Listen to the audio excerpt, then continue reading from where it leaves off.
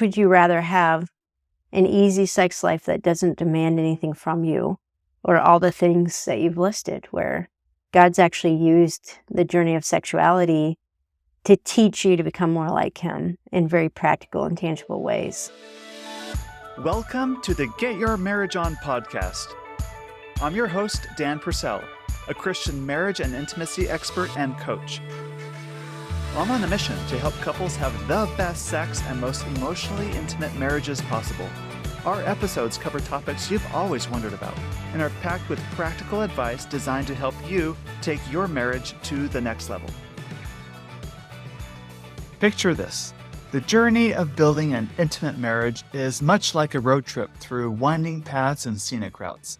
Sometimes there's traffic jams. Sometimes there's stretches of long, boring highways or lonely, dark nighttime drives. Sometimes there's flat tires and detours. And then there's thrilling vistas, new destinations at thrilling speeds, and awe-inspiring, jaw-dropping scenes that move you in a profound way, leaving you forever changed. My guest today is Dr. Julie Slattery of Authentic Intimacy. She's a psychotherapist that helps Christian women embrace their sexuality. You'll get to hear Dr. Slattery open up about her own adventures and misadventures in marriage. Everything from those awkward honeymoon moments to the deeper challenges of connecting on all levels. She reminds me that while these bumps in the road are common, they're also prime opportunities for growth, not just individually, but together with our spouses. If you find the important and meaningful work of building an intimate marriage isn't as easy as you think it would have been, don't fret. You're not alone in this. In fact, every couple, even us, faces their own set of challenges behind closed doors, and that's okay. These hurdles don't have to define your relationship. It's about how we overcome these challenges that matters. As I think about my own moments of growth in building an intimate marriage with my wife, Emily, many of these moments were born out of my stumbling blocks that have turned into stepping stones for me.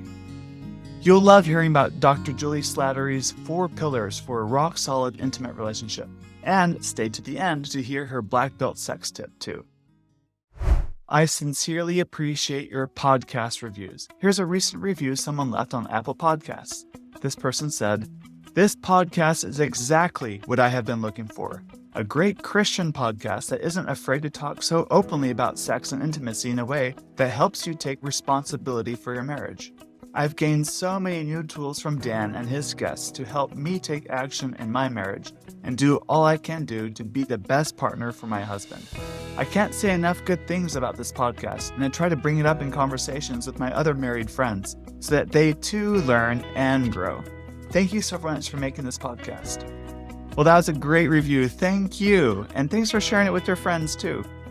Will you please take a moment to leave a review on Apple Podcasts? It's easy and takes just a moment. And if you do, and you hear your review read in a future show, email support@getyourmarriageon.com and I will mail you a gift as a way of saying thanks. We recently launched our new signature program. It's called the Get Your Marriage On program, and I believe every couple should go through the program because it will help you come together intimately. It's for couples that want a stronger, intimate marriage, including sexual and emotional intimacy. What makes this program different from anything else out there is that we combine a comprehensive course with coaching. It's not a subscription either. You get lifetime access to coaching and the course. Check it out on our website. Also, save the dates in your calendar for July 12 through 14. We're putting on a virtual retreat where you get to join us from the comfort of your hotel room, Airbnb, or bedroom. This retreat is focused on enhancing your sexual experience as a couple, and details will be forthcoming. And as we announced last week, our next 4-day, 3-night in-person retreat is October 10 through 13. These retreats are for couples that are in otherwise happy marriages, but wish things were better intimately. We do a deep dive into intimacy in your marriage while balancing everything with a fun, romantic environment and also a very supportive team. And it's limited to just 20 couples, so you want to sign up today. And now for Dr. Julie Slattery. Julie, it is such an honor to have you on the Get Your Marriage On podcast today. How are you? I'm doing well. I'm excited to be with you and have this conversation, so thanks for inviting me. Great. You've had a great influence on me. I love your blog. I love the books that you've written. And of course, our podcast has always been helpful. And you definitely have a passion for this work. And it's wonderful that we get to connect and have you on the podcast. Well, praise God. Thanks for saying that. That really encourages me. Great. Now, I'm sure it hasn't always been that way, helping couples and women understand their sexuality as a God-given gift. But I'm curious to know if you've always been that way, thinking that sex is great and part of God's design and was always natural for you and your husband to get together. Like, what was your honeymoon like? Oh my goodness. Yeah. First of all, this wasn't something that I just came out of high school or college and said, I want to do this work. Like, I've only really gotten into the work of navigating sexuality probably within the last 12 or 13 years. And in my own personal journey, it has just been that. It's been a journey and a marriage journey. Our honeymoon was, I love honeymoon stories because most of them are pretty funny, and ours was too. It started out with an evening wedding, which isn't always a great idea. You get done with the wedding really late at night. And we went to a local hotel, and the guy who was showing us our room, I think this is a thing for guys that are showing you your room. But he probably took 15 minutes to show us around the room, and it wasn't like a suite. It was here's your closet, here's how you turn on the shower, here's all the different channels on your TV. And it was come on, God, this is our wedding night. And I know, get out. And he's yeah, you have the honeymoon package, so you're supposed to have champagne, but it's not here. And we're don't worry about it. We don't need the champagne. So eventually he leaves. And about 20 minutes later, he knocks on the door. And he's oh, I found your champagne. We're go away. So that's how it started. And it really didn't get much better from there, Dan. We drove to Tennessee. My in-laws had a cabin in the woods, which we thought would be a great honeymoon spot. But they didn't have a bed. They were supposed to have a bed delivered, and it went to the wrong place. Oh, so no. we had the honeymoon on hardwood floors without a bed. And those are sort of funny things that we laugh about now. Mm-hmm. But I think the non-funny things was just that sexual intimacy did not get off on the right foot. And we struggled with this. I struggled with it really for the first 10 or 15 years of our marriage. It wasn't really even until I started getting deeper into this work in ministry that it began to really help me and my perspective and also our marriage. So I've been on this journey along with other people. I'm sure the struggles you experienced are not unique to you. What were some of the struggles that you faced early on? Yeah, faced struggles of painful sex. So starting on our honeymoon, but again, that persisted for many, many years. The struggles of my husband having a higher desire than I had, and really not a lot of teaching or training on how to navigate that and even understand the differences between men and women. And then having 3 boys pretty quickly after we got married. So the exhaustion that a lot of women experience where they just feel like somebody needs me all day long. And now I just feel like my husband needs me, so I can't enjoy this. I think a lot of questions about why did God make us so different? And why is this fun for him and not for me? And, struggles with just even sexual temptation that my husband was addressing, and just some of the same things that a lot of couples are going through that create a lack of trust and conflict and poor communication. So we had a little bit of everything. When you were going through it, did you get a feeling this is probably our new normal? We struggle with this. Everyone struggles with this. It's normal to have these struggles. Yeah. I mean, I think being a clinical psychologist, you hear other people's secrets. And Right. so your clients are telling you what they're dealing with. And as a clinician, you're nodding your head and trying to think of how to help them. But as a person, you're saying, wow, I'm not the only one who feels this way, or our marriage isn't the only one going through this. So that really gave me the confidence, because people don't talk about sex a lot. But being a clinician, I got to see behind the scenes that a lot of couples who look good on the outside are really wrestling with this. And it normalized it for me. That doesn't mean it necessarily helped me as a married woman or even in ministry to know how to navigate those challenges, but it definitely normalized it. So when we talk about normal, does normal always mean healthy? For example, I think in America it's normal to be overweight. Uh, Yeah, was it a third of our population is considered obese? yeah, But that's, although that's normal, it doesn't mean healthy. How do no. people think when it comes to sexuality, normal doesn't always mean healthy? Yeah, I think that's a great and important distinction because sometimes we can look around and say, well, everybody has these struggles, so I guess it's okay just to put up with Settle, them. Yeah, right? and Uh-huh. just this is the way it's going to be. So, probably 85 to 90% of couples have one sense of mismatched desire, where Mhm. one couple or one person in the couple has a higher desire than the other, and it can be the man or woman. I think the vast majority of couples have some engagement with pornography, whether somebody's bringing a history of pornography in or still struggling with it, or even they're viewing it together.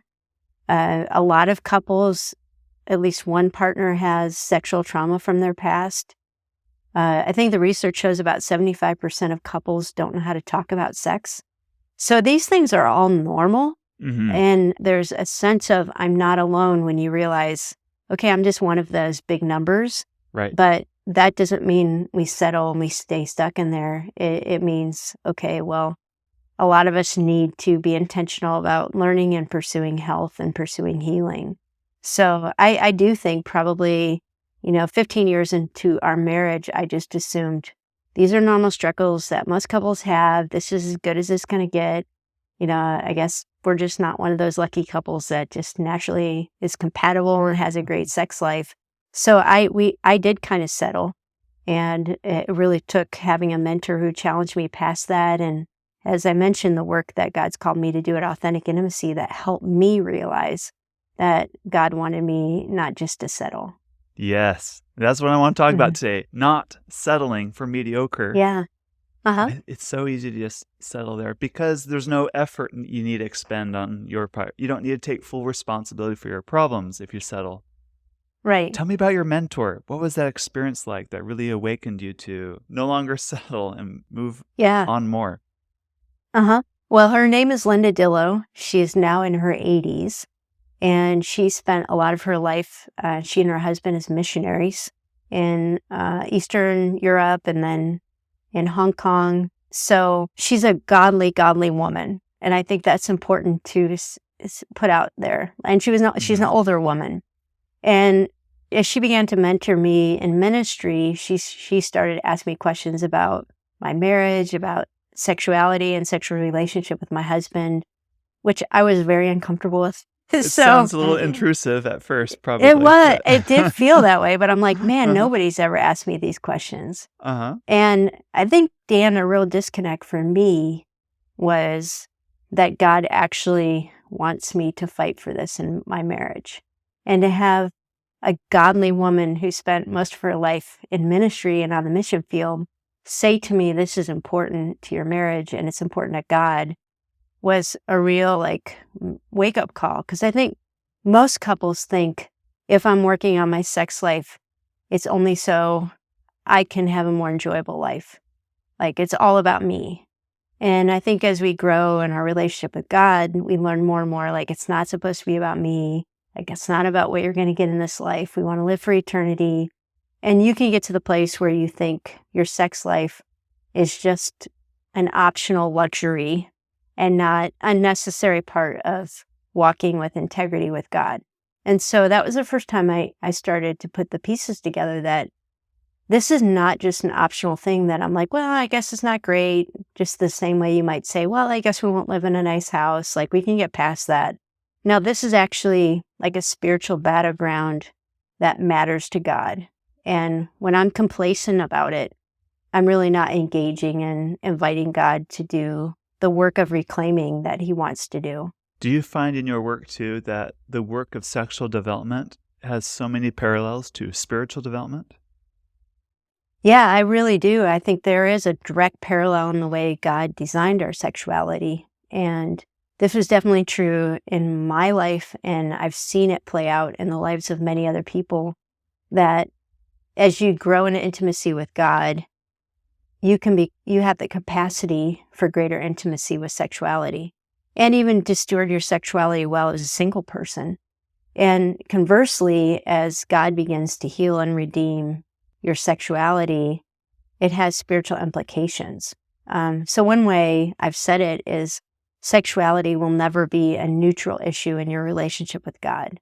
Right, It's right. either, and for a lot of people, it's that barrier. It's the one area of my life I feel this shame over, or I'm angry at God because I'm so hurt or disappointed. Or I just don't know how to invite him into this aspect of my life. Like, I feel like this is sort of a compartment he doesn't care about. And so for the vast majority of people, I think it's a barrier to knowing the goodness of God. But God actually designed it to be a form of revealing the goodness of himself. So I think it's, again, flipping the script from what most of us are working with.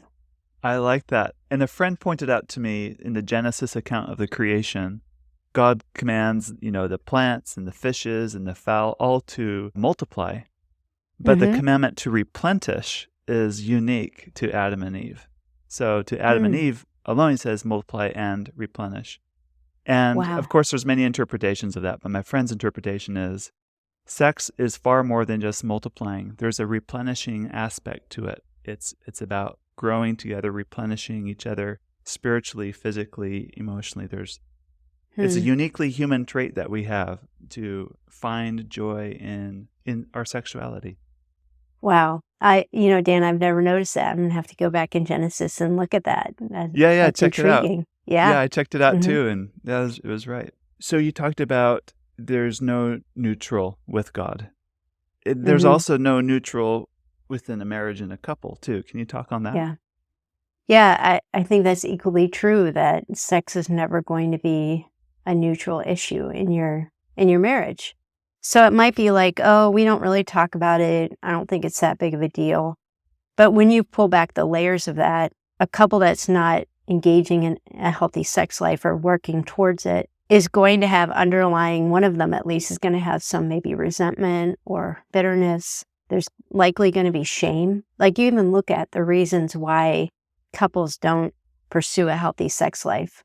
And it's some of the reasons I mentioned. It's, for example, like trauma that has never been looked at, or it's a betrayal, or kind of emotional coldness that has built up over time where one person is just bitter towards the other and there's no intimacy. And so it plays out in their sexual relationship. It's the difference of desire where one person feels like I'm being objectified by my spouse and all they want is my body. And the other one feels like my spouse doesn't even see me or care about my needs.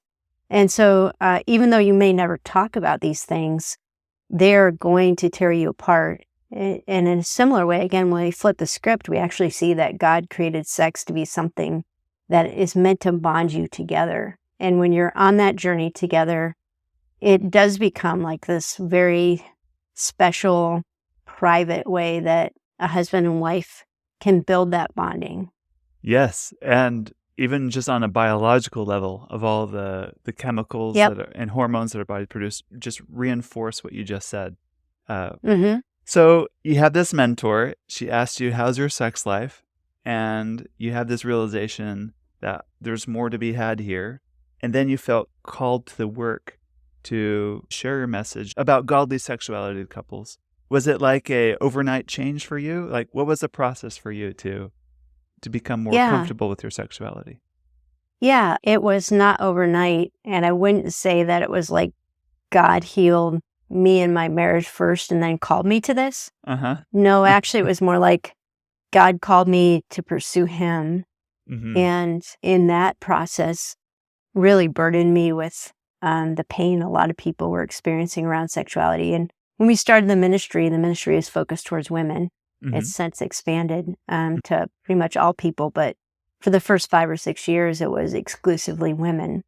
And I had just become aware of all the pain that was unspoken for women, particularly within church culture around sexuality. You know, the shame that they didn't know how to deal with, the temptations and struggles, the bondage, the trauma that they had experienced, their frustrations in marriage, their frustrations in singleness, the cultural confusion. And so initially I was responding to God calling me to help all these women. But in the process of it, very quickly, it was like, well, I need help too.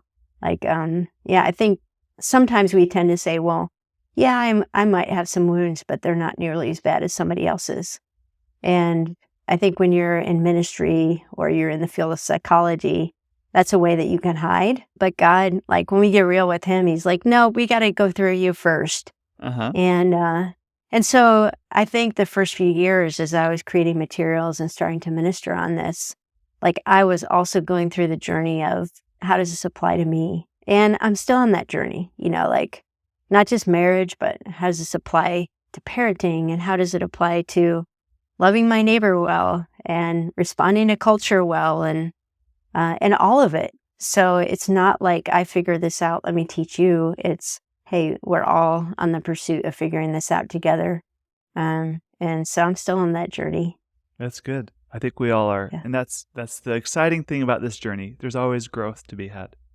Yeah. So where do you find that God first took you through all this?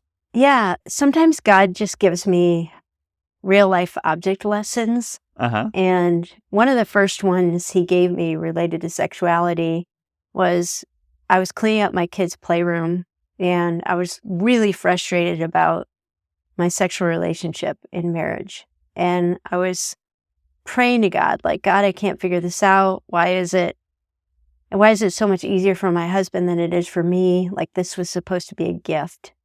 And I was cleaning my kids' playroom. I was cleaning up Legos. Mm-hmm. And it was like I got this word picture that the gift of sex is like a gift of Legos. Uh-huh. That, like, my kids have always loved Legos. Uh-huh. And the reason they love them, like, they played with them when they were 3 years old, and now they're in their 20s, and they still got Legos for Christmas. Like, they still love them. But the reason they love them so much is because they learned to build. And if you got a box of Legos and you thought you would get the finished product, like what's on the outside of the box, you'd be really disappointed. Yeah, that's not fun. In fact, after it's built, it's like, Yeah. I mean, either put it on the shelf and look at it, or you tear it apart and build it again, or build something new. Right. And when the Lord started to show me that, it was a real paradigm shift for me that sex was all about not a finished product, but the journey of building. And I started to realize, and have really had this reinforced in ministry, that a lot of us have been building the wrong way. And so we've been building with a picture of, what the world tells us sex should look like, or sometimes even a very legalistic, maybe biblical picture that doesn't have the fullness of it. And that was true in my marriage, that like I actually had to start pulling apart some Legos and deconstructing before we could build something healthy. And as I've interacted with couples and individuals, I think for most of us, this is true. We start building just randomly based on what we hear from the media or what our parents maybe taught us or didn't teach us, or maybe a few Bible verses that don't give a complete picture of what we're supposed to be building. And so we end up with something that we're not happy with. So I think a lot of the work in our lives in this area, and probably others too, is to really start looking at what are some of the false assumptions that I'm holding on to? Like, do I even have the right picture of what health and wholeness looks like?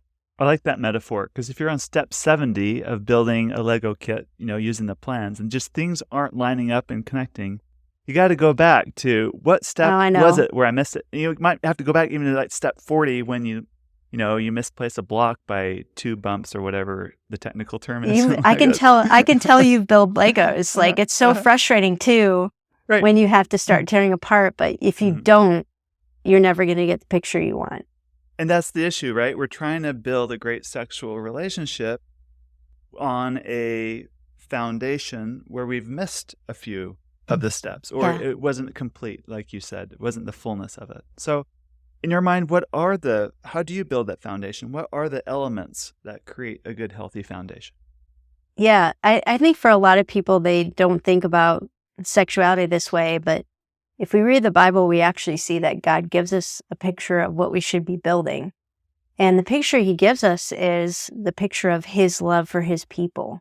And if you read the Bible in the Old Testament and New Testament, it's constantly referring to not just marriage, but also the one flesh union of sexuality as a metaphor or an icon of this is supposed to point to God's covenant relationship with his people. And so I like to make that practical by asking, okay, then what does God's love look like? What is his, particularly his covenant love with his people? And so in the book, God's Sex in Your Marriage, I wrote about 4 aspects or pillars of God's covenant love that give us a roadmap of what I should be working on towards marital sexuality. This is what a healthy sex life looks like.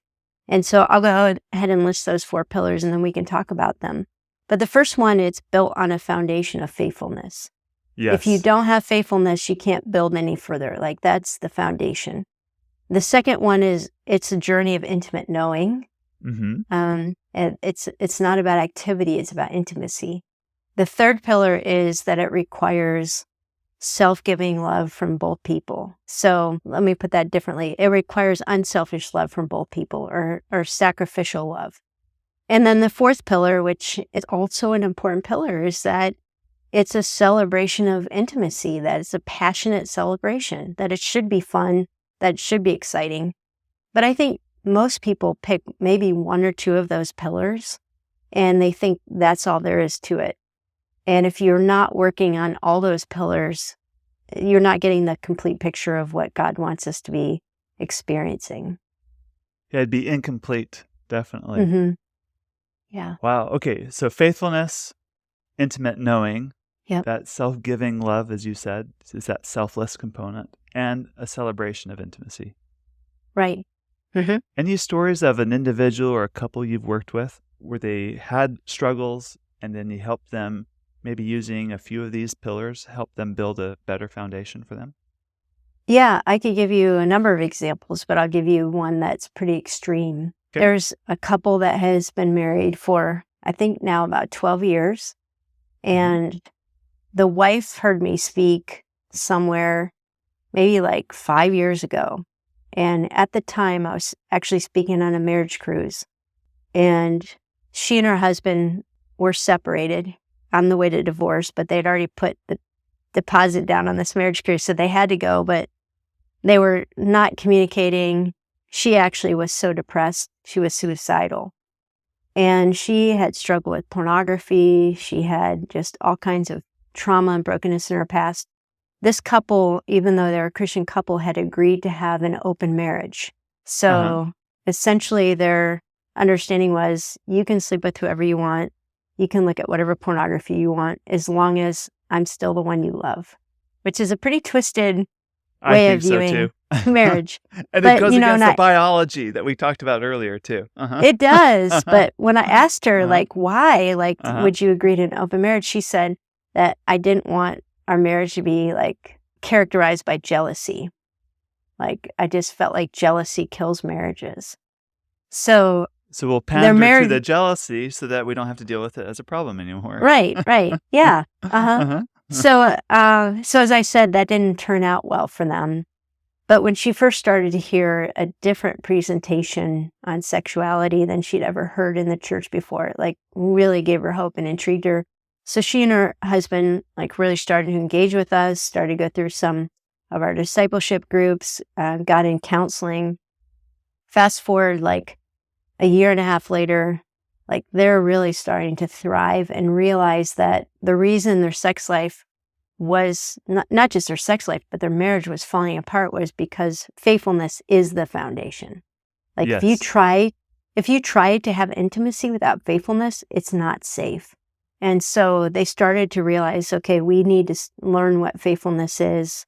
We need to learn what a healthy jealousy is. Like actually marriages that are good have a healthy aspect of jealousy, not a possessive, controlling aspect, but hey, you belong to me and I don't want you being with somebody else. Like that should make me angry. So they learned what that was. They went through a lot of their own healing and they learned how to be intimate. They started building these pillars back. And now this couple actually leads other couples through the God, Sex, in Your Marriage curriculum. They share their testimony. Like it's just amazing to see the healing that God has done.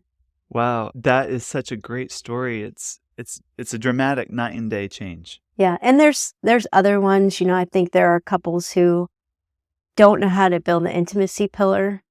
I want to run into a lot of couples like that, and particularly men. I think they grow up believing that sex is about the physical activity. It's about performance. It's about the goal of climax, and they never hear that. No, actually, it's about the journey of intimacy that you go on with your spouse. It's about learning to be vulnerable, and that actually sometimes it's good when activity doesn't work because it invites you into intimacy. And so I think that's been a huge shift for a lot of couples, and like I said, a lot of men who are like, "Wow, I didn't even know I needed that." I only thought about sex in terms of how often should we have it and how good is it, and am I still attracted to my wife? I never realized the invitation of intimacy that it provides. Right.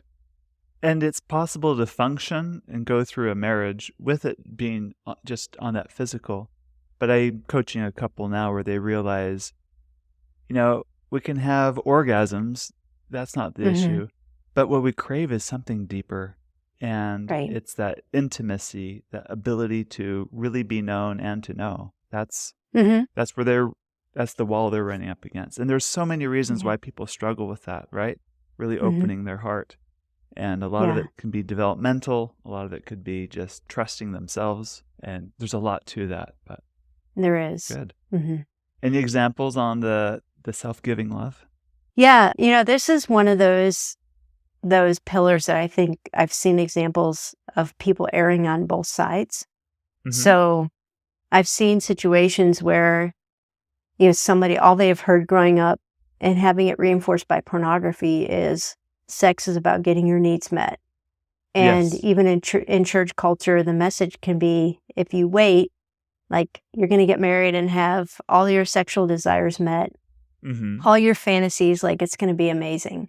Right. And they get married and they realize that real life isn't like that their spouse doesn't always want to have sex how and when they want to, and that navigating the journey of sex with another person requires a lot of self-control, requires a lot of patience and listening and sacrifice. Right. And so they're angry at God because they feel like they were promised something that they didn't get. When all along, it was just an incorrect promise all to begin with. Right. Yes. And so their journey is actually to learn that one of the gifts of sex is that God wants us to become great lovers, not just to have a great sexual experience, but to develop the character of Christ by caring about our spouse, by caring about their wounds and being patient and not ever demanding something. So, there's stories like that, but then I think there are other stories where some people go into marriage expecting it to be a journey of sacrifice, and they become sort of martyrs in it.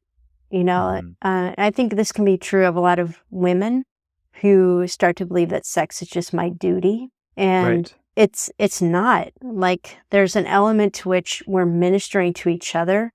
But if you have the attitude that I'm only supposed to be giving and never encouraging my spouse to give and never learning how to receive, then you have an unhealthy marriage.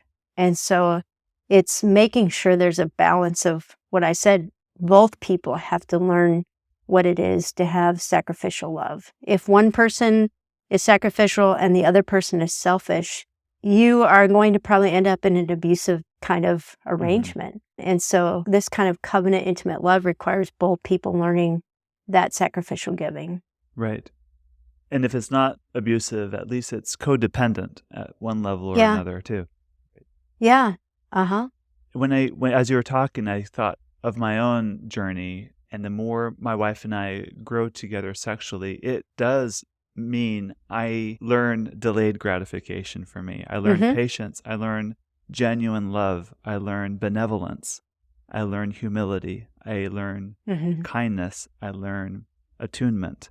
Like, all of these Christ-like attributes come to mind for me. So the work of sexual development to me, parallels spiritual development, because to be Yeah. better sexually, to be a better lover, requires me to be, it's all about those, attributes that God wants me to have.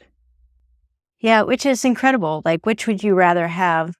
An easy sex life that doesn't demand anything from you, or all the things that you've listed, where God's actually used the journey of sexuality to teach you to become more like Him in very practical and tangible ways. So it teaches you to look at difficulty and disappointment through the lens of what Scripture says, like He can use all things together for the good, if you're loving Him and surrendered to His purposes. Great. And then your fourth and final pillar, it's a celebration of intimacy. I just want to know, is sex supposed to be all sanctimonious and cleaned up all the time?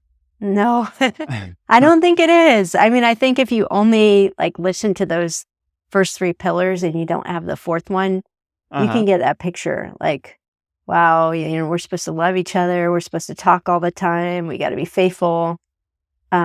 But the way God has designed sex, even if we look at the body and the brain and what happens during climax and excitement and even the bonding that happens after sex, this is supposed to be an ecstatic experience of pleasure, which that was not Satan's idea. That's God's idea.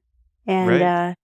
And if we look at the covenant relationship we have with God as our metaphor that we're working towards, our relationship with God is supposed to be filled with joy. Not just, I got to be faithful to Him and I got to study my Bible, but no, rejoice in me always, and, David just dancing with all of his might and the joy of the Lord. And, our gatherings as the body of Christ, the bride of Christ, are supposed to be joyful celebrations of our love for Him and His love for us. So in a similar way, sex really is this outward bodily celebration of the covenant that we promised to be faithful to. So it's the party, and it's good to experience that party. Great. Julie, some people listening to this podcast might feel a little overwhelmed listening to, what, there's 4 pillars now? Or wait, things aren't working. I got to deconstruct. Yeah. Any final thoughts for people like that?